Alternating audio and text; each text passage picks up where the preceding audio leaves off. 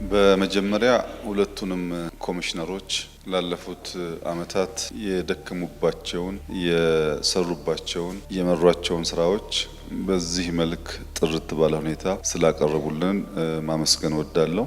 11ዱን ኮሚሽኖችም በታላቅ ትዕግስት በሙያ ብቃት በብዙ ፈተና ውስጥ እንዲህ ያለውን ሀገራዊ ኃላፊነት ለመወጣት ልክ እንደ ወታደር የገባችሁትን ቃል ለመፈጸም ላደረጋችሁት አስተዋጽኦ እንዲሁ ከፍተኛ ምስጋና ማቅረብ እፈልጋለሁ።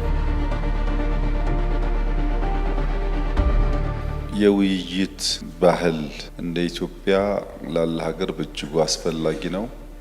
የሲቪክ ባህል የምንገነባው ስንወያይ፣ ስንደማመጥ፣ ስንግባባ የውይይታችን ውጤትም ወደ ተግባር እንዲቀየር ከልብ ስንሻ እና ስንፈጽም ነው።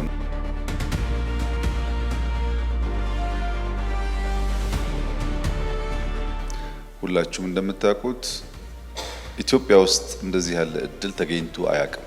ስናገኘው ሊራከስብን አይገባም።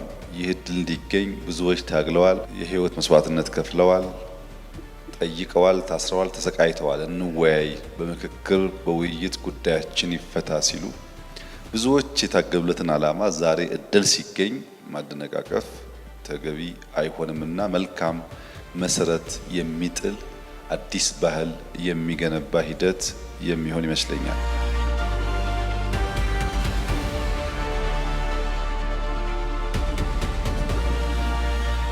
እናንተ ሄዳችሁበት ርቀት ሪፖርት አቅርባችኋል። እኛ አድምጠናል። በሰራችሁት ስራ ኮርተናል።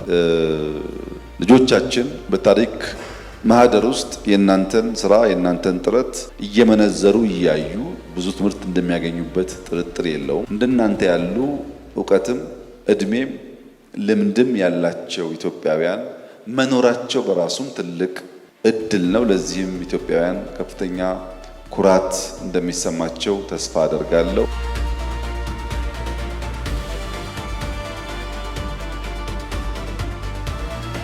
በጥቅሉ ግን ይሄ ውይይት ያስፈልጋል፣ ለኢትዮጵያ ያስፈልጋል። በእኛ በኩል በዚህ ውይይት የመጡ ሪኮሜንዴሽኖች ተቀብለን ለማሻሻል ለማስተካከል የስራችን አካል ለማድረግ ዝግጁዎች ነው።